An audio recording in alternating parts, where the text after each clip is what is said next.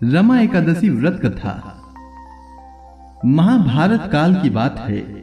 धर्मराज युधिष्ठिर और भगवान श्री कृष्ण के मध्य एकादशी के विषय में वार्तालाप हो रहा था। तब धर्मराज युधिष्ठिर भगवान श्री कृष्ण से कहते हैं कि हे भगवान, कार्तिक कृष्ण एकादशी का क्या नाम है, इसकी विधि क्या है, इसके करने से क्या फल मिलता है, सो आप मुझे विस्तार पूर्वक बताइए। भगवान श्री कृष्ण बोले कि कार्तिक कृष्ण पक्ष की एकादशी का नाम रमा है। यह बड़े बड़े पापों का नाश करने वाली है। इसका महात्म्य मैं तुमसे कहता हूँ, ध्यान पूर्वक सुनो। हे राजन, प्राचीन काल में मुचकुंद नाम का एक राजा था। उसकी इंद्र के साथ मित्रता थी और साथ ही यम, कुबेर, वरुण और विभीषण भी उसके मित्र थे। यह राजा बड़ा धर्मात्मा, विष्णु भक्त और न्याय के साथ राज करता था। उस राजा की एक कन्या थी जिसका नाम चंद्रभागा था।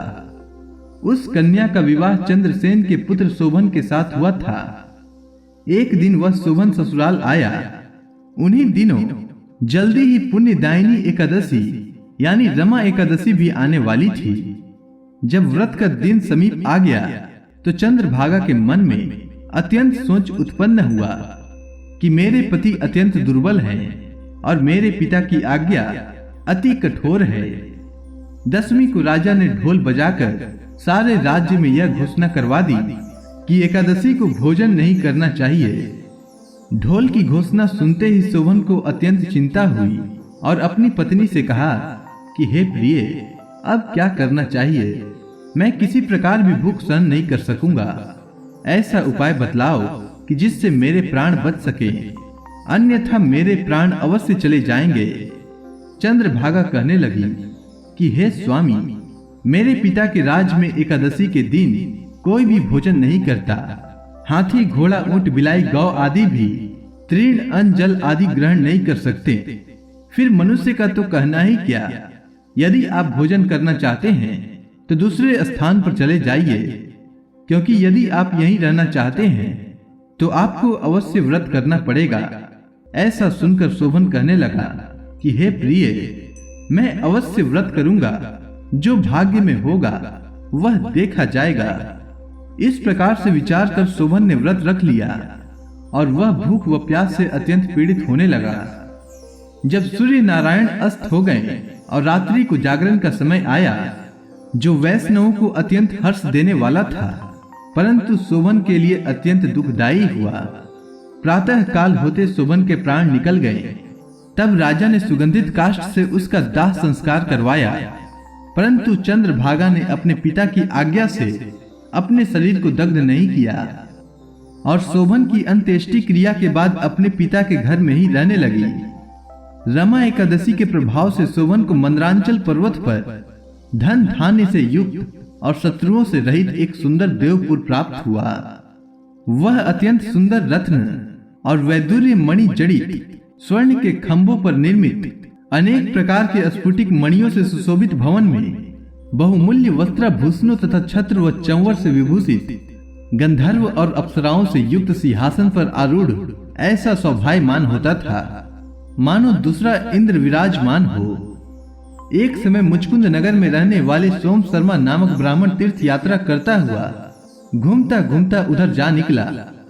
उसने शोभन को पहचान लिया कि यह तो राजा का जमाई शोभन है और उसके निकट गया।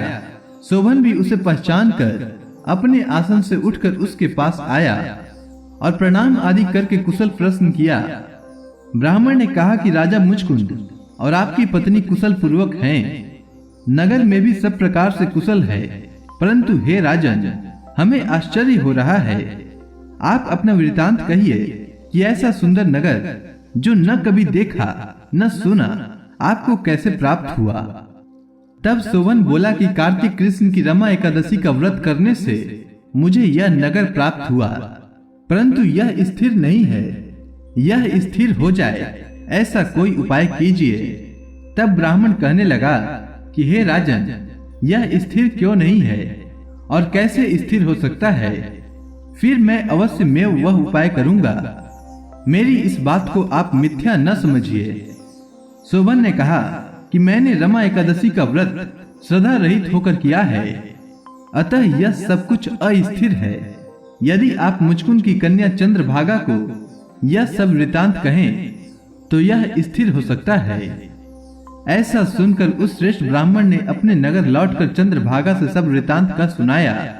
ब्राह्मण के वचन सुनकर चंद्रभागा बड़ी प्रसन्नता से ब्राह्मण से कहने लगी कि हे ब्राह्मण, ये सब बातें आपने प्रत्यक्ष देखी है या स्वप्न की बात कह रहे हैं?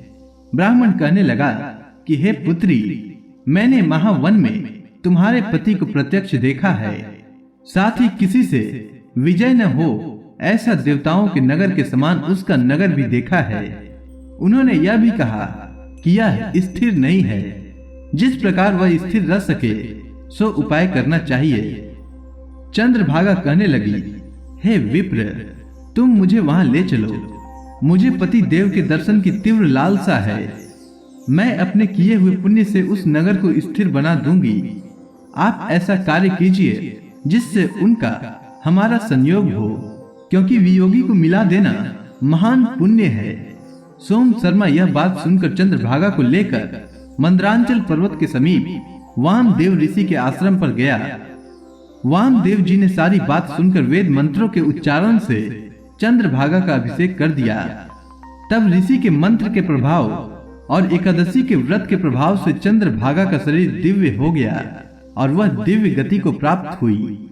इसके बाद बड़ी प्रसन्नता के साथ अपने पति के निकट गई।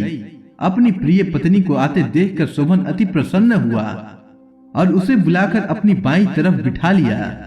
चंद्रभागा कहने लगी कि हे प्राणनाथ, आप मेरे पुण्य को ग्रहण कीजिए। अपने पिता के घर जब मैं 8 वर्ष की थी तब से विधि पूर्वक एकादशी के व्रत को सदा पूर्वक करती आ रही हूँ। इस पुण्य के प्रताप से आपका यह नगर स्थिर हो जाएगा तथा समस्त कर्मों से युक्त होकर प्रलय के अंत तक रहेगा। इस प्रकार चंद्रभागा ने दिव्य आभूषणों और वस्त्रों से सुसज्जित होकर अपने पति के साथ आनंद पूर्वक रहने लगी। हे राजन, यह मैंने रमा एकादशी का महात्म्य कहा है। जो मनुष्य इस व्रत को करते हैं उनके ब्रह्म हत्या आदि समस्त पाप नष्ट हो जाते हैं। कृष्ण पक्ष और शुक्ल पक्ष दोनों की एकादशियां समान है, इसमें कोई भेदभाव नहीं है, दोनों समान फल देती हैं। जो मनुष्य इस महात्म्य को पढ़ते अथवा सुनते हैं वे समस्त पापों से छूटकर विष्णु लोक को प्राप्त होते हैं। अगर आपको रमा एकादशी व्रत की कथा अच्छी लगी हो तो कमेंट सेक्शन में ओम नमो भगवते वासुदेवाय नमः लिखना ना भूलें। धन्यवाद।